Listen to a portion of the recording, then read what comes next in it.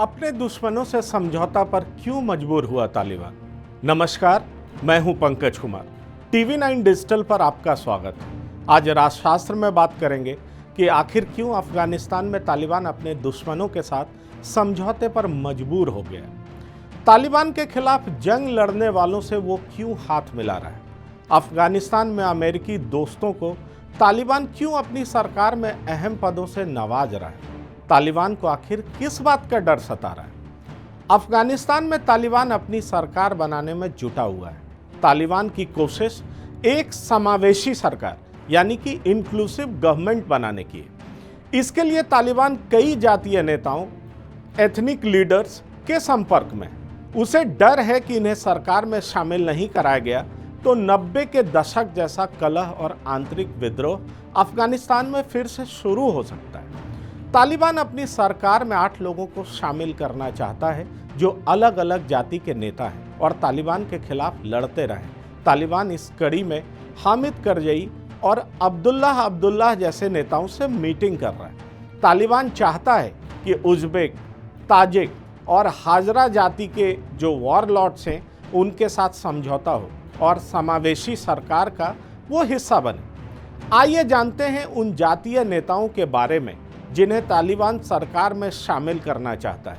पहला नाम है गुलबुद्दीन हिकमतियार। 72 साल का ये शख्स अफगानिस्तान का पूर्व प्रधानमंत्री रह चुका है और हिज़्ब इस्लामी का शक्तिशाली नेता भी रह चुका है। कोल्ड वॉर के समय यूएस ने इसे ट्रेंड किया था और रसिया के खिलाफ चली जंग में ये मुजाहिदीन फोर्सेस का हिस्सा था। पिछले 25 सालों में तालिबान का दोस्त और दुश्मन दोनों रह चुका है। यूएस वर्तमान में इसे स्पेशल डेजिग्नेटेड ग्लोबल टेररिस्ट करार दे चुका है। अल-कायदा का हिमायती रहा हिकमतियार यूएस और नाटो फोर्सेस पर सुसाइड हमले का पैरोकार रहा है। हाल में उसने कहा था कि अफगानिस्तान में सरकार बातचीत और चुनाव के जरिए बनने चाहिए। फिलहाल तालिबान के संपर्क में रहने वाला हिकमतियार आईएसआई से गहरा ताल्लुक रखता है, इसलिए ये अहम प्लेयर माना जा रहा है। दूसरा नाम है हामिद करजई का। 63 साल के हामिद करजई अमेरिका के टेक ओवर के बाद पहले राष्ट्रपति बने थे। हामिद उन लोगों से बात कर रहे हैं जो कभी उन्हें मारने की फिराक में रहते थे। करजई ने एक वीडियो के सहारे मैसेज दिया है कि वो अफगानिस्तान में ही रहना चाहते हैं और उस वीडियो में उनकी 2 बेटियां भी दिखाई पड़ रही। हामिद करजई भारत में पढ़े लिखे हैं और यूएस द्वारा ड्रोन के प्रयोग का विरोध करते रहे। हामिद करजई ने साल 2014 के सिक्योरिटी पैक्ट पर साइन करने से मना कर दिया था, जिसके तहत यूएस के सैनिक साल 2014 के बाद अफगानिस्तान में रह सकते थे। इस कड़ी में एक नाम है अब्दुल्ला का। जी हाँ, वो डॉक्टर रहे लेकिन अब राजनीतिक बन गए और नॉर्दर्न अलायंस के नेता अहमद शाह मसूद के सलाहकार भी थे। ये ताजिक जाति से ताल्लुक रखता है और रसिया और तालिबान के खिलाफ लड़ चुका है। फिलहाल अब्दुल्ला तालिबान के साथ शांतिपूर्ण तरीके से पावर ट्रांसफर की बात करता है। ये अफगानिस्तान के राष्ट्रपति पद के लिए 2 बार प्रयास भी कर चुका है और साल 2014 में राष्ट्रपति पद के ये बेहद करीब भी थे। अमेरिकी मध्यस्थता की वजह से गनी और अब्दुल्ला के बीच पावर शेयरिंग को लेकर डील हुई थी। अब्दुल रशीद दोस्तम भी पहले तालिबान के दुश्मन थे, लेकिन बदले वक्त में तालिबान उनसे समझौता करने को तैयार है। 67 साल के दोस्तम पूर्व वाइस प्रेसिडेंट और वॉर लॉर्ड है जो नॉर्दर्न अलायंस का हिस्सा थे। दोस्तम साल 1996 से लेकर 2001 तक सत्ता में रहे। दोस्तम ने गनी सरकार को सपोर्ट किया था और साल 2013 से लेकर अगले 6 साल तक वो उपराष्ट्रपति रह चुके हैं। दोस्तम पर मास किलिंग से लेकर पॉलिटिकल राइवल के बलात्कार का आरोप लग चुका है, जिससे वो इनकार करते रहे।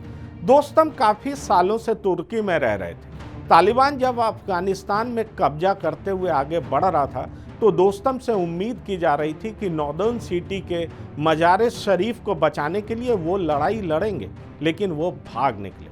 वो फिलहाल कहाँ हैं इसका पता नहीं है। एक और नाम जो बेहद चर्चित है वो है अमरुल्लाह सालेह का भी। बेहद 48 साल के सालेह ने राष्ट्रपति गनी के भाग जाने के बाद खुद को अफगानिस्तान का केयर टेकर राष्ट्रपति घोषित किया है। ये तालिबानी द्वारा कई हमलों में बाल बाल बचे। ये फिलहाल पंजशीर वैली में और ताजिक नेता अहमद मसूद के साथ हाथ मिलाकर तालिबान से अंतिम दम तक लड़ाई लड़ने का दम भर रहा है। तालिबान अपने जिन दुश्मनों के साथ समझौता करने के मूड में है, उनमें से एक और नाम अहमद मसूद का भी है। 32 साल के अहमद मसूद तालिबान विरोधी ताकतों का चेहरा बनकर उभरे।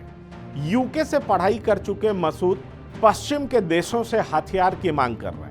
मसूद फिलहाल तालिबान से वार्ता कर रहे हैं और पंजशीर प्रोविंस में तालिबान से इनकी जंग जोरदार चल रही है। इस लिस्ट में एक और नाम है अता अहमद नूर का।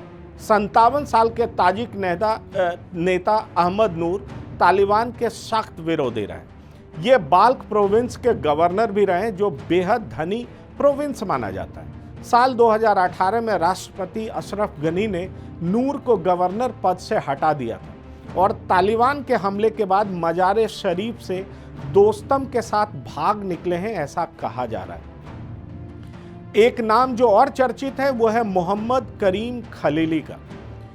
ये हाजरा एथनिक ग्रुप से ताल्लुक रखते हैं और खलीली अफगान राजनीतिज्ञों के डेलीगेशन के साथ 15 अगस्त के बाद पाकिस्तान पहुंचे थे।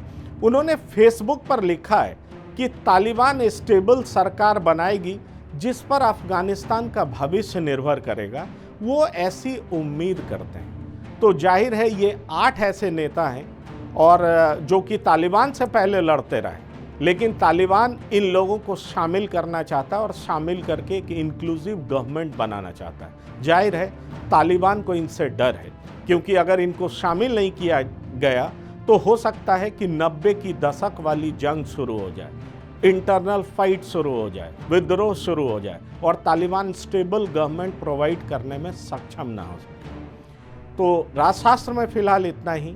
आप बने रहिए TV9 डिजिटल के साथ। धन्यवाद, नमस्कार।